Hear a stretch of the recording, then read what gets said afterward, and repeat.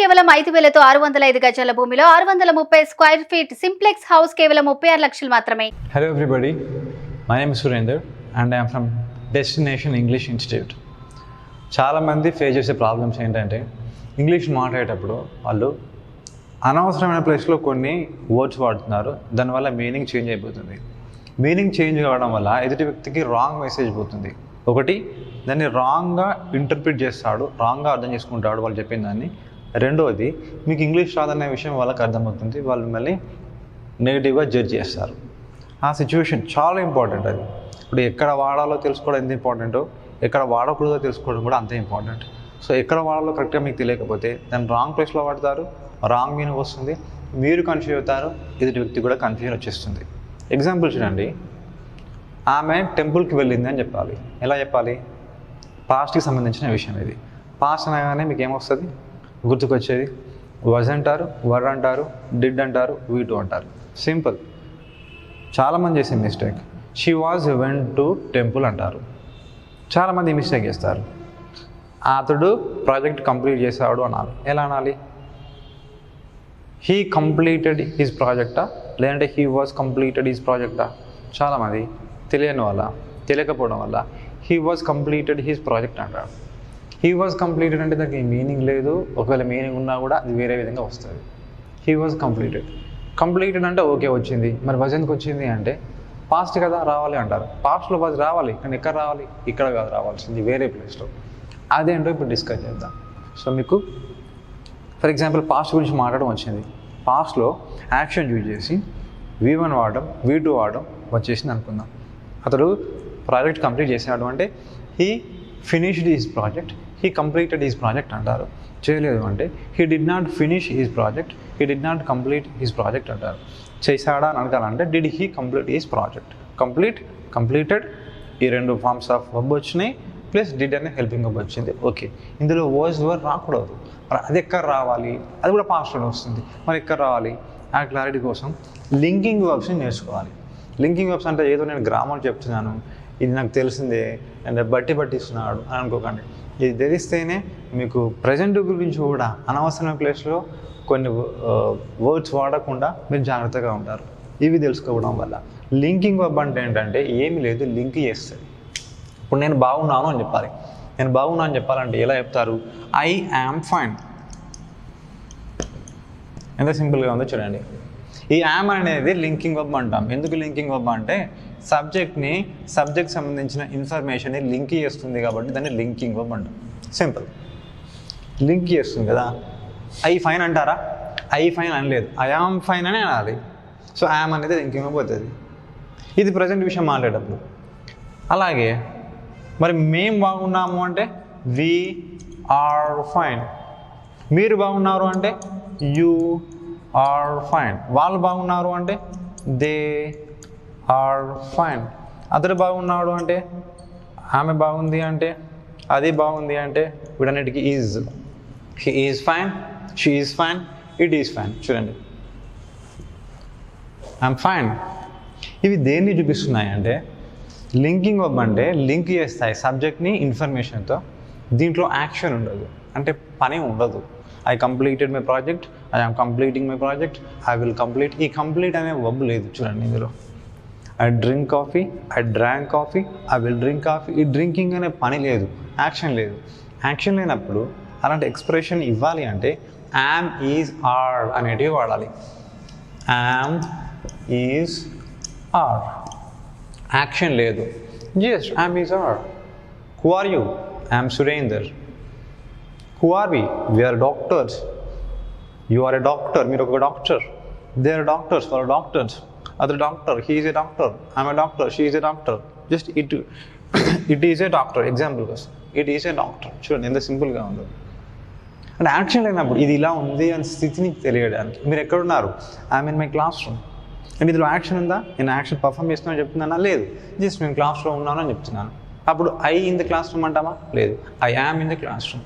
So I అనే సబ్జెక్ట్ని class రూమ్లో ఉన్నాను అనే ఇన్ఫర్మేషన్ని లింక్ చేస్తుంది యామ్. మేము క్లాస్లో ఉన్నాము, we're in the class room.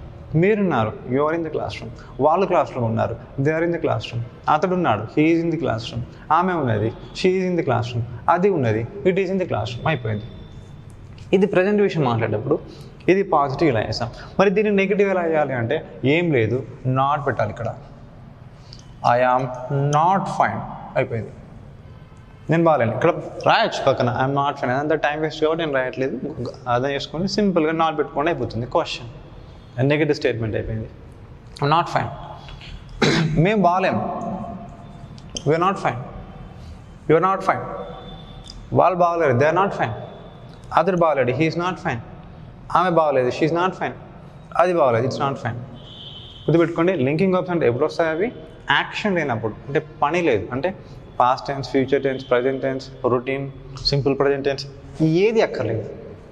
V1 అక్కర్లేదు, V2 అక్కర్లేదు, V1 ప్లస్ SES, V3 ఏది లేదు, అసలు యాక్షనే లేదు. సో ఏ టెన్స్ అవసరం లేదు. సింపుల్గా ఆమె ఈజ్ అయిపోయింది. దీన్ని మరి క్వశ్చన్స్ ఎలా చేయాలి? ఇప్పుడు నేను రిచ్ అని చెప్పాలనుకోండి, ఐఎమ్ రిచ్. నేను రిచ్ కాదు, ఐఎమ్ నాట్ రిచ్. పాజిటివ్ అయిపోయింది, నెగిటివ్ అయిపోయింది. We are rich, we are not rich. You are rich, you are not rich. They are rich, they are not rich. He is rich, he is not rich. She is rich, she is not rich. It is rich, it's not rich.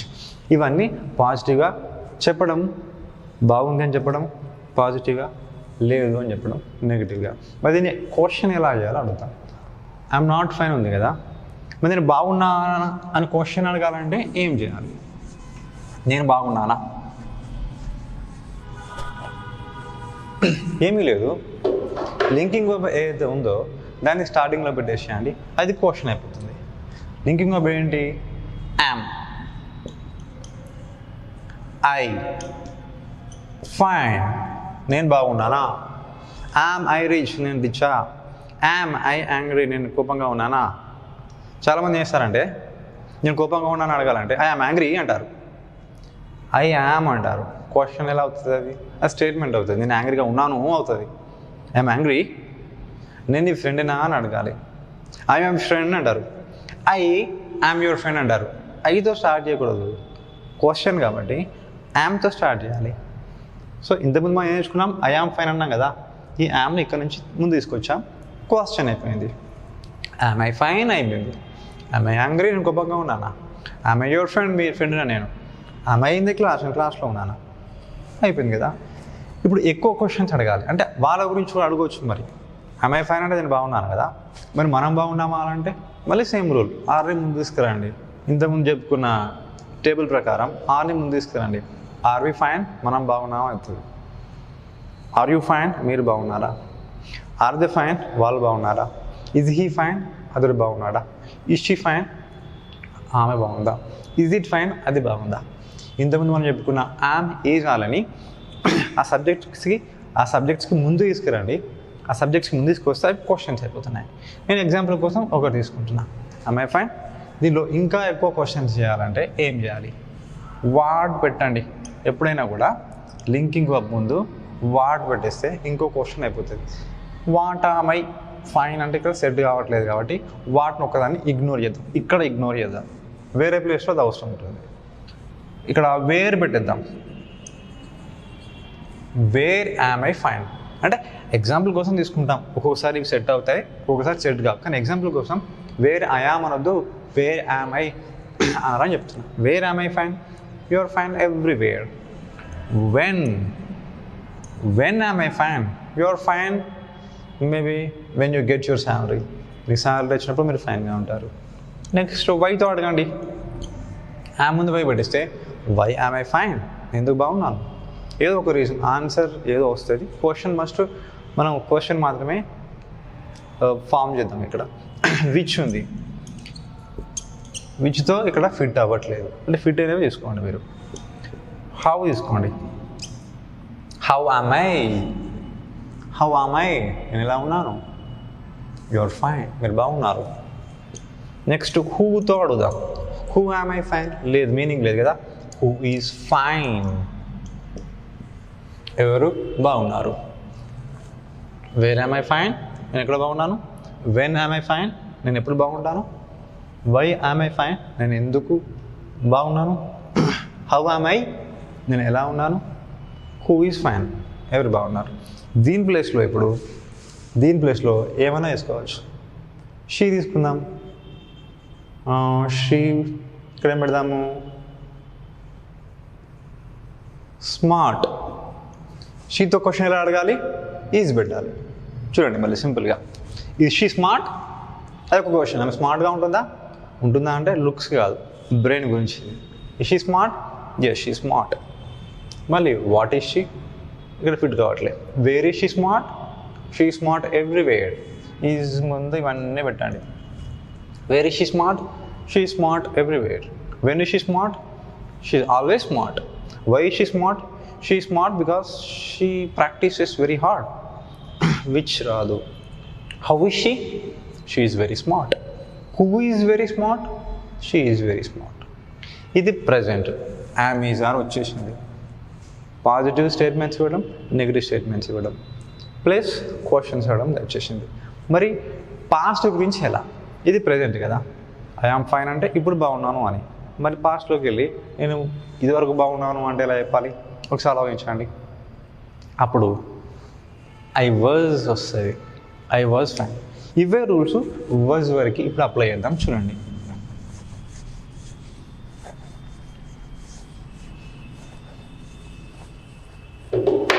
ఇప్పుడు నేను బాగున్నాను అంటే I'm fine. మొన్న మీరు అక్కడ ఊరికి వెళ్ళారు కదా, ఆ ఊళ్ళో మీరు ఎలా ఉన్నారు? ఎలా అనిపించింది మీకు? ఓ అక్కడ నేను బాగున్నాను. అప్పుడు ఏమనాలి? ఐఆమ్ ఫైన్ కదా. పాస్ట్కి వెళ్తున్నప్పుడు వాజ్ వచ్చేసింది. ఐ వాజ్ ఫైన్ అయిపోయింది. నెగటివ్ చేయాలంటే మళ్ళీ చూడండి, ఇక్కడ నాట్ పెట్టాలి. క్వశ్చన్ చేయాలంటే దీని ముందు తీసుకురావాలి. I was fine, I was not fine. Question ముందు తీసుకురావాలి. వాజ్ని ముందు తీసుకొస్తే క్వశ్చన్ అయిపోతుంది. వాజ్ ఐ ఫైన్ అయిపోయింది. మరి వేరే వ్యక్తుల గురించి అయితే ఐకి అయితేనేమో చూడండి, ఐకి అయితేనేమో వర్స్తో స్టార్ట్ చేయాలి. వీకి were, you were, they were, he she it వీటన్నిటికీ వాజ్. నెగటివ్ చేయాలంటే I was not fine, we were not fine, you were not fine, they were not fine, he was not fine, she was not fine, it was not fine. Past గురించి మాట్లాడేటప్పుడు ఇది పక్కన పెట్టేద్దాం. ఇప్పుడు ఎక్కువ క్వశ్చన్స్ ఎలా అడగాలి? వాజ్ ఐ ఫైన్ ఉంది కదా, నేను అప్పుడు బాగున్నానా? ఐ ప్లస్లో వేరే తీసుకుందాం, యూ తీసుకుందాం. వర్ యూ ఫైన్, మీరు బాగున్నారా? ఆన్సర్ ఏమొస్తుంది? ఎస్ ఐ వాజ్ ఫైన్ అంట. No I was not fine. ఈ వర్ ముందు మళ్ళీ అన్నీ అప్లై చేసుకుని వెళ్ళాడు. నేను మెన్షన్ చేయాల్సిన అవసరం లేదు, డైరెక్ట్గా చెప్తున్నా. వాట్ పెట్టండి వర్ ముందు. వాట్ వర్ యూ ఇక్కడ ఫిట్ కావట్లేదు. ఫిట్ అవ్వని వదిలేయండి, కానీ వేరే సిచ్యువేషన్స్లో ఫిట్ అవ్వచ్చు. ఇక్కడ వాట్ ఫిట్ అవ్వట్లేదు. వేర్ వర్ యూ ఫైన్, మీరు ఎక్కడ బాగున్నారు? మొన్న అక్కడ నేను విజయవాడలో బాగున్నాను, అక్కడ బాగానే ఉంది పరిస్థితి. I was fine. Where were you fine? I was fine in Vijayawada. When were you fine? I was fine during my holidays. Why were you fine? I was fine because I stayed in a good hotel. నేను మంచి హోటల్లో ఉన్నాను కాబట్టి నేను అప్పుడు బాగున్నాను, బాగా అనిపించింది. అంటే ఫైన్ అనేది ఎగ్జాంపుల్, దీని ప్లేస్లో ఏమైనా వేసుకోండి మీరు. హౌ ఆర్ యూ, అక్కడ మీరు ఎలా ఉన్నారు? ఇప్పుడైతే హౌ ఆర్ యూ కదా, అప్పుడైతే హౌ వర్ యూ అని అడగాలి. ఎవరు బాగున్నారు అడగాలంటే who was fine. Who was fine. Who వచ్చినప్పుడు ప్రజెంట్లో అయితే హూ ఈజ్ ఫైన్ అనాలి, పాస్ట్లో అయితే హూ వాజ్ ఫైన్ అనాలి. ఆన్సర్లో సిచ్యువేషన్ బట్టి ఏదైనా వస్తాయి. సో ఇక్కడ మీకు అర్థం కావాల్సింది ఏంటంటే, ప్రజెంట్లో అయితే యాక్షన్ అయినప్పుడు యామ్, ఈజ్, ఆర్ వాడాలి. పాస్ట్లో అయితే యాక్షన్ అయినప్పుడు వర్స్ అండ్ వర్ వాడాలి. క్వశ్చన్స్లో కూడా say, what, where, when, which ఇవన్నీ వీటి ముందు పెట్టుకుంటూ వెళ్ళాలి. మరి ఫ్యూచర్కి అయితే ఏమొస్తుంది? Will be. సింపుల్గా ఉంది చూసుకోండి. విల్ బీ అనేది మళ్ళీ అన్నింటికి అప్లై చేసుకుంటూ వెళ్ళిపోవాలి. విల్ బీ చాలా సింపుల్ వేరే వాటితో కంపేర్ చేస్తే, ఎందుకంటే అందరికీ విల్ బీ వస్తుంది. ఏ సబ్జెక్ట్ గురించి మాట్లాడినా కూడా విల్ బీ వస్తుంది. ఇప్పుడు నేను బాగున్నాను, లేదంటే నేను క్లాస్లో ఉన్నాను, I am in the class room. అప్పుడు క్లాస్ రూమ్ ఉన్నాను, I was in the class room. ఇప్పుడు క్లాస్ రూమ్లో ఉన్నాను, I am in the class room. అప్పుడు ఉన్నాను, I was in the class room. మరి ఫ్యూచర్లో ఉండబోతున్నాను అంటే రేపు క్లాస్ రూమ్లో 10 o'clock ఇక్కడ నేను ఉంటాను. I will be in the class. అయిపోయింది. మరి మేము ఉంటాము అంటే same we will be in the class. దీని గురించి పెద్దగా బట్టి పట్టాల్సిన అవసరం ఏం లేదు. అందరికీ విల్ బీ ఫ్యూచర్కి. మీరు ఉంటారు క్లాస్లో అంటే you will be in the class. వాళ్ళు ఉంటారు అంటే they will be in the class. అతడు ఉంటాడు అన్నా, ఆమె ఉంటుంది అన్నా, అది ఉంటుంది అన్నా, అందరికీ విల్ బీ. Will be. ప్రజెంట్కి I'm is are, I'm in the class, she is in the class, we're in the class. Past అయితే వాజ్ వర్, యాక్షన్ లేనప్పుడు I was in the class, we were in the class. Future అయితే అందరికీ ఎవరి గురించి మాట్లాడినా కూడా will be అని పెట్టుకుంటూ వెళ్ళాలి. నెగిటివ్ ఇవ్వాలంటే మీకు అర్థమయ్యి ఉంటుంది. విల్కి బీకి మధ్యలో not. I will not be in the class tomorrow. Now I'm in the class but tomorrow at this time I will not be in the class. అందరికీ అలాగే. We will not be in the class, you won't be in the class, they won't be in the class, he won't be in the class, she won't be in the class, it won't be in the class. అవి positives, ఇవి negatives. By questions ఎలా చేయాలి అంటే ఈ విల్ని ముందు తీసుకురండి, question అయిపోతుంది. ఇది కట్ చేసి ఇక్కడ పేస్ట్ చేయండి. ఏమైంది ఇప్పుడు? Will I be in the class. చూడండి ఒకసారి రాస్తాను.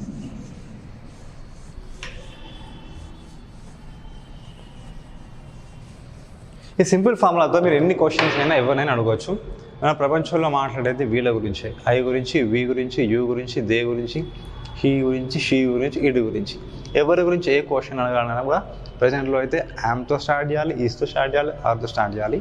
పాస్ట్లో అయితే వస్తో కానీ వర్తో కానీ, ఫ్యూచర్లో అయితే విల్ బీతో.